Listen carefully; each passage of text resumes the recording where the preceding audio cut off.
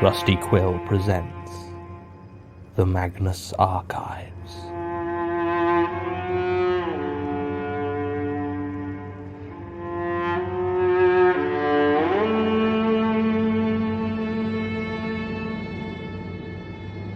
Episode 10, Vampire Killer.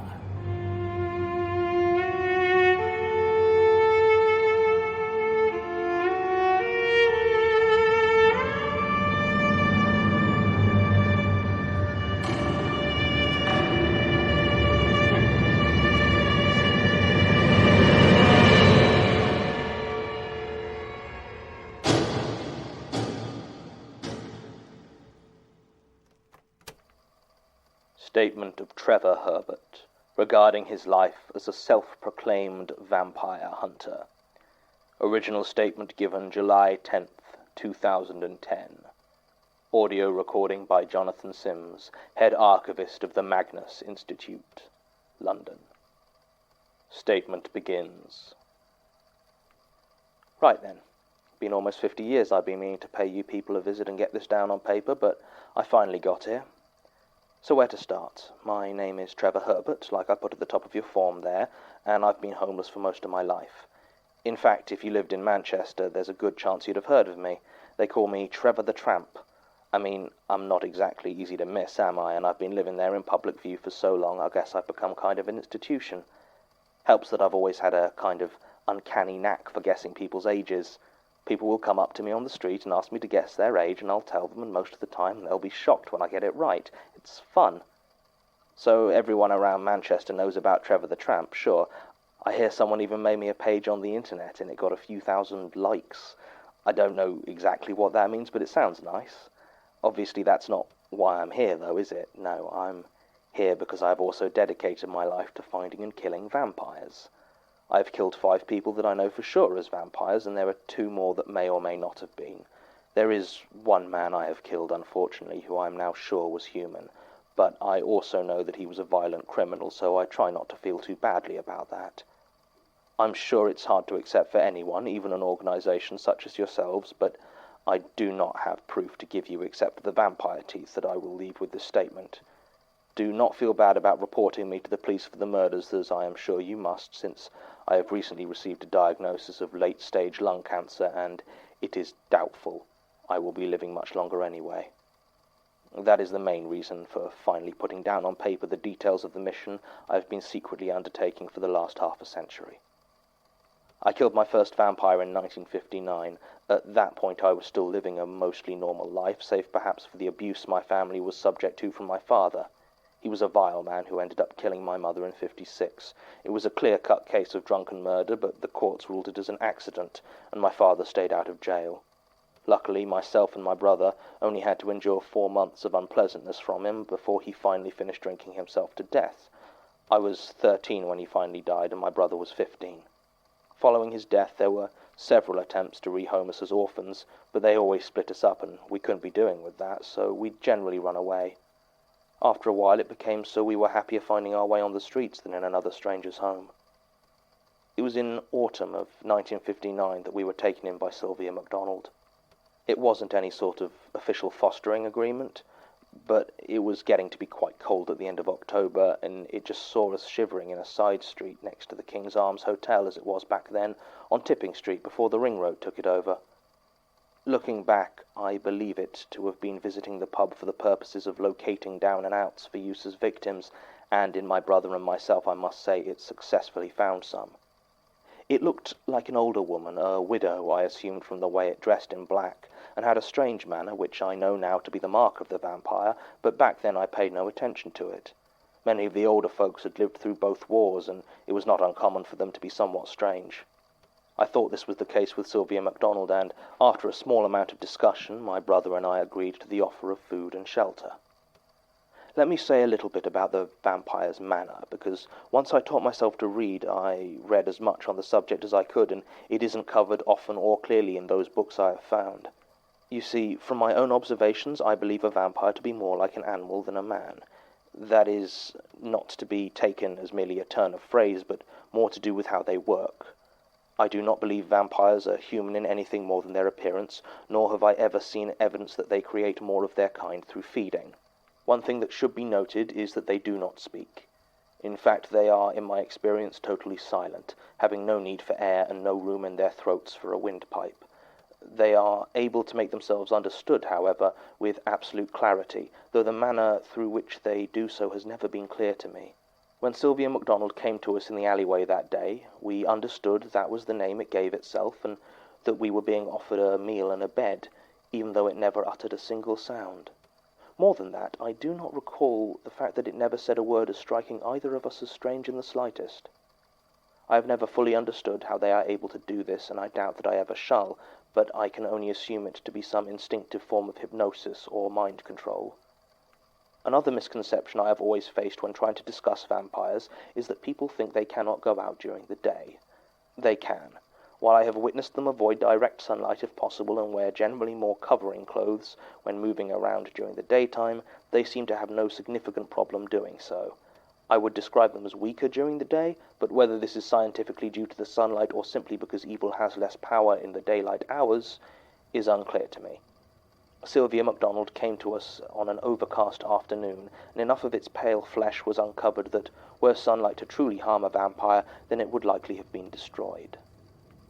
On that afternoon, my brother Nigel and I agreed to go back to the house of Sylvia MacDonald in the hopes of a roof over our heads for a little while. It lived on Loom Street, which is still there, though the house itself was torn down long ago, and there's just a bit of scrubland now where it used to be. I sometimes go there to pay my respects, since my brother has no burial or grave I can visit. The house was old, even when I went there in 1959, and entering it, I was hit by a stale, coppery smell that I did not recognize as old blood at the time, since I was barely 16 and did not have then the experience I have now. The furniture and wallpaper had clearly not been changed in many decades, and a thick layer of dust covered everything. Even the floor was pale with dust, except for a stark line where Sylvia MacDonald moved, the train of its dress dragging behind it. I remember wondering whether Sylvia MacDonald walked exactly the same route through the house always, as I saw other clear lines of passage in the rooms we passed through. None of the furniture looked used, and when I picked up a book from one of the shelves, the pages were solid with damp and mould. I began to feel very uneasy at this point, but whatever powers of persuasion the vampire had calmed me enough to continue following it with my brother. We went up the stairs, and I was led to a small room with a bed in it.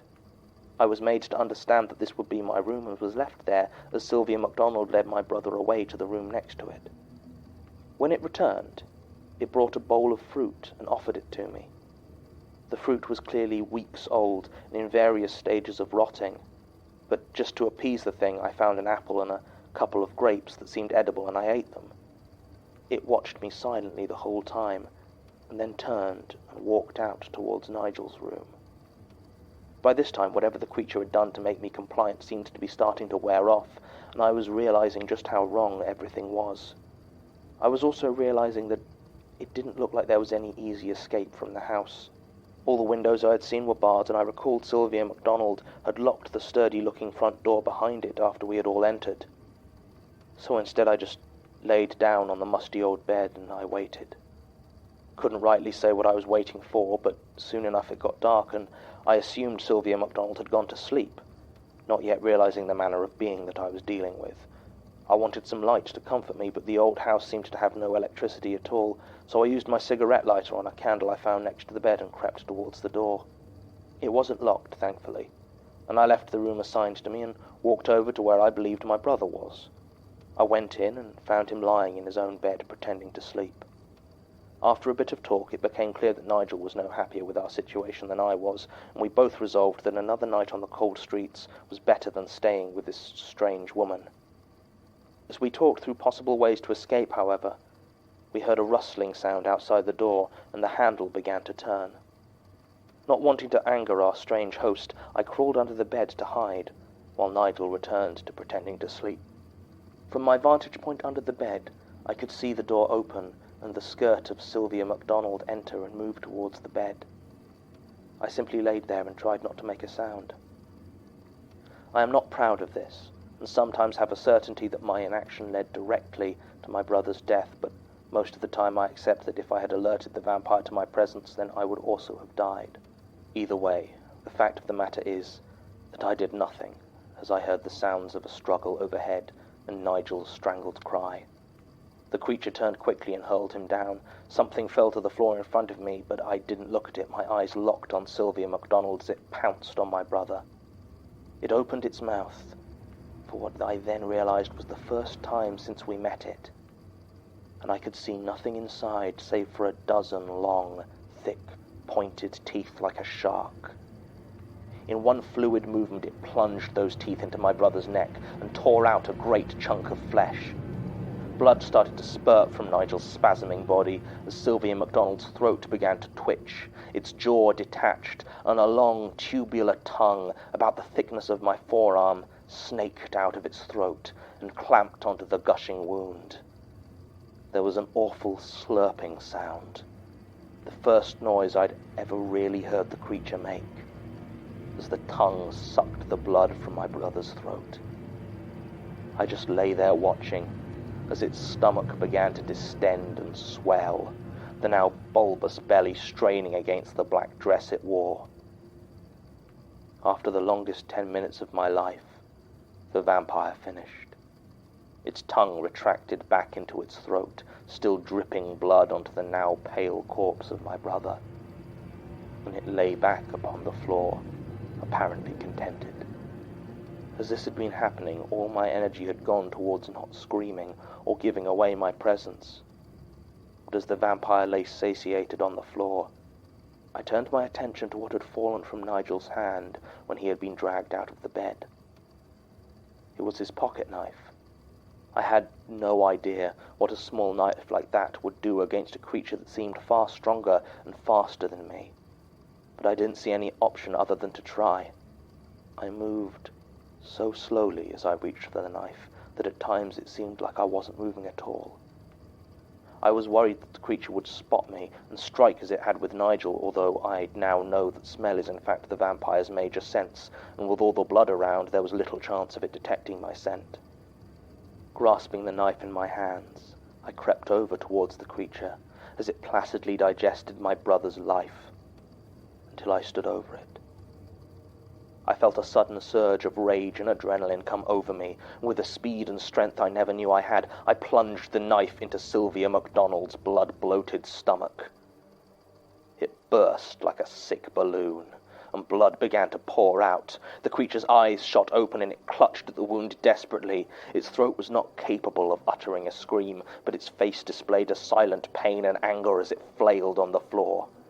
Stumbling back, trying to wipe the blood from my eyes, I felt an unexpected burning in my hand. I realized I'd touched the still-lit candle on the bedside table. I don't know what I expected to happen when I grabbed the candle and pressed it to the dry part of Sylvia MacDonald's dress. I was just trying to find anything else I could do to harm it before it could recover from its split belly. But I certainly didn't expect it to catch like dry tinder. The fire spread quickly over its repulsive form, though it did slow somewhat where the clothing or flesh was still moist with blood. It struck me that the vampire must be a very dry creature when not fresh-fed and engorged. And perhaps I had struck before the liquid could spread throughout its body. Whatever the reason, Sylvia MacDonald was alight, and to such a degree that the rest of the room was starting to catch fire as well. I was distraught at the idea of leaving this house without my brother, but he was clearly dead, and I needed to escape. I recalled the vampire had been carrying a handbag when we first met it, and had used a key from it to lock the front door. It did not have the handbag with it now, though, so I began to desperately search the other rooms of the house, trying to find it. I did find it in the end, in what I assumed to be the vampire's bedroom. I'll not describe it in detail, except to say that it appears to be where the creature took most of its meals. Hopefully that makes the picture clear enough for you. I found the key, though, and escaped that house before the fire did me any serious damage. I was terrified of the police coming and thinking I was a murderer, so I didn't stick around. I just fled into the night. It was almost a decade before I encountered another vampire. I'd been living on the streets all that time, occasionally in and out of various institutions, and had just about managed to convince myself that Sylvia MacDonald had just been a bad reaction to the stress of watching my brother's murder. It was in the late 60s that I learned different. It was 1968, I remember, because that was the year United won the European Cup, and I did quite well out of it, people being generous to begging when they're happy over a sports win. On a Friday night, I would generally spend my time around the Oasis Club in Lloyd Street, and hit up for change anyone who was slightly the worse for drink. Well, this night in particular I was doing quite well, as it was a warm June evening not too long after the cup final, and everyone was in a good mood. Now, about 11:30 that night, I spied a stranger, all turned out for dancing, making his way from the club with a lady friend. I reckoned they might be good for a tanner, so I made my approach. I gave them the spiel and waited. The man looked at me, and I understood he wouldn't be giving me any money, and I stepped away. It was as he turned to leave, I realized that he hadn't opened his mouth, and memories of Sylvia MacDonald came rushing back to me in a flash. I wasn't sure what to do, so I followed behind them at a distance. I didn't try to hide or disguise myself, as I had long since learned, and it's true now as it was back then, that no one pays any real attention to a tramp. As I watched, I saw the clearly drunken woman asking this stranger questions, and each time he'd just look at her, and she'd smile as though he'd given some reassuring answer, and stumble on behind him. All the while he never once opened his mouth. I didn't rightly know what to do about this. I had no weapon save my brother's old pocket-knife, which I had kept sharp all these years, and while I was pretty sure of what I was seeing, I was still hesitant to attack with no provocation and no plan. As we walked, I kept an eye out for any discarded wood or timber, and sure enough noticed a broken wooden pallet partially sticking out of a bin. I grabbed a long shard and used my knife to quickly hack it to a point, ignoring the splinters. While I had not at that time done much research into the creatures I faced, believing as I did my experience as a youth to be the product of a disturbed mental state, I was still aware of their supposed weakness to wooden stakes. I had now followed the vampire, who I would later find out called itself Robert Arden, and its victim back to the building where it apparently lived. It let itself in the front door and the woman followed. I wasn't fast enough to get in before the front door closed and obviously didn't have a key, so I went round the windows and, luckily, it seemed the vampire lived on the ground floor. I watched through the window as it led its victim into a sparsely furnished living room. I couldn't see any obvious signs of previous slaughter, but I remembered how cleanly Sylvia MacDonald had sucked up all the blood from my brother, so this did not strike me as odd. I gently tried the window and found it locked, so searched the garden for the heaviest stone I could find and watched what was happening inside. I had to be sure. Soon enough, Robert Arden moved smoothly behind its now seated prey, and finally opened its mouth to reveal those rows of shark-like teeth I knew would be there. I hurled the rock I held through the window, showering the room with broken glass and causing the woman to scream in shock. Robert Arden raised its head in surprise, and for one moment our eyes locked, and I knew I had made a terrible mistake. The woman looked at her monstrous companion and, seeing his now open mouth, screamed her terror even louder.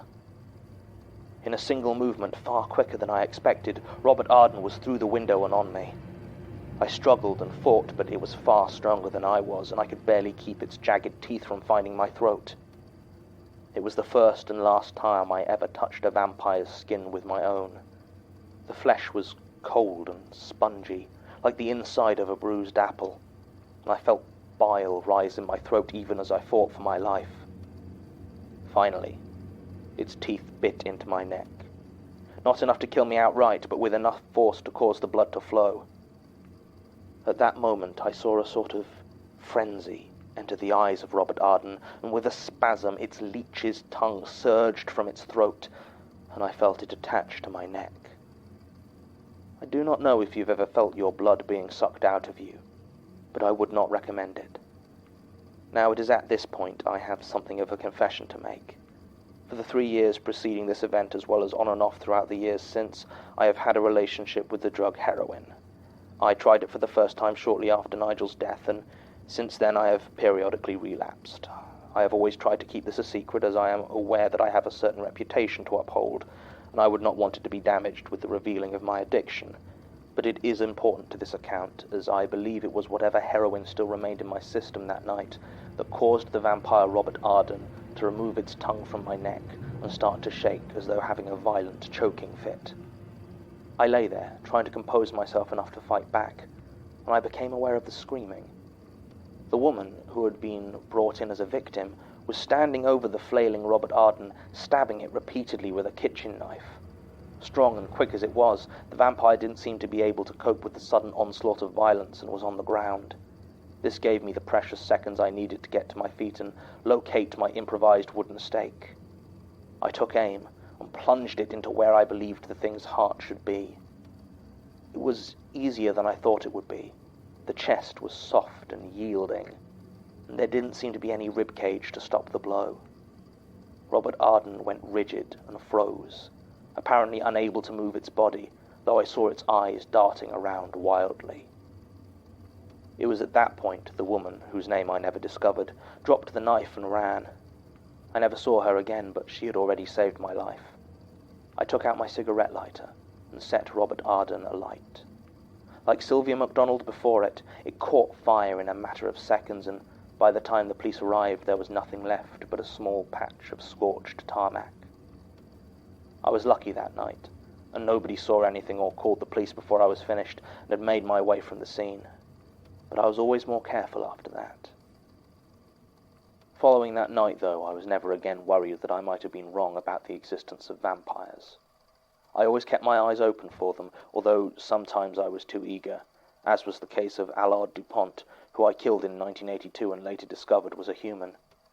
It is my belief that they are very rare and feed only infrequently, as all evidence I have seen points to their feeding being fatal. If there were many vampires, or if they ate often, the number of disappearances would quickly become noticeable to the rest of society. I do not know what they do with the bodies of their victims, and this has always perplexed me, as they do not have any mechanism for eating solid food, and I do not believe there are many, if any, cases of murder where the body is found completely without blood. I certainly do not think they rise as vampires themselves, as the vampire population seems far too small for this to be a possibility. Statement ends. According to Martin, who was here when they took this statement, it was at this point in writing that Mr. Herbert announced he needed some sleep before continuing. He was shown to the break room, where he went to sleep on the couch. He did not awaken, unfortunately succumbing to the lung cancer right there. Martin says the staff had been aware of how serious Mr. Herbert's condition was and had advised him to seek medical aid prior to giving his statement, but were told rather bluntly by the old man that he would not wait another second to state his case. I can't decide whether this lends more or less credibility to his tale. Regardless, there is substantial evidence to support the version of events told by Mr. Herbert in all aspects except the vampirism. There is a news report of a 1959 fire that consumed a house on Loom Street and apparently claimed the life of an 18-year-old boy, although no mention is made of the homeowner. And a police report from 1968 confirms the disappearance of Robert Arden in Manchester amid circumstances of violence, including a broken window and signs of a fire, though no human remains were found. There is also a murder report concerning one Allard Dupont, whose partially burned corpse was found in his home on August 2nd, 1982. Unfortunately, Mr. Herbert was never able to give details of others, so we cannot corroborate further. There was, however, a small bag left on top of this statement, which appears to contain 6 shark teeth of varying sizes. According to correspondence with the zoology department at King's College, they didn't match any currently known species. Personally, I don't know what to think. I certainly don't believe in wild tales of vampirism, but I can't help but notice that the statement above appears to be a photocopy of a photocopy, and can't find these supposed vampire teeth anywhere in the archives or the secure containment room. I don't know where the originals are, but the file number is listed among multiple information requests from the Institute's government and law enforcement contracts. It may be that they take Mr. Herbert's statement far more seriously than I do. End recording.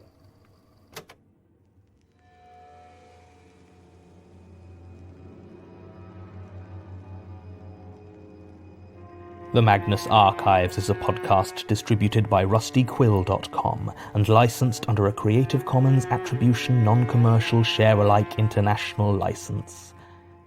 Today's episode was written and performed by Jonathan Sims. It was produced by Alexander J. Newell, Mike LeBeau, and Murray Porter, and directed by Alexander J. Newell. To comment on episodes, make donations, and view links, images, videos, and show notes, visit rustyquill.com. Rate and review us on iTunes, visit us on Facebook, tweet us on Twitter @TheRustyQuill, or email us at mail@rustyquill.com. Thanks for listening.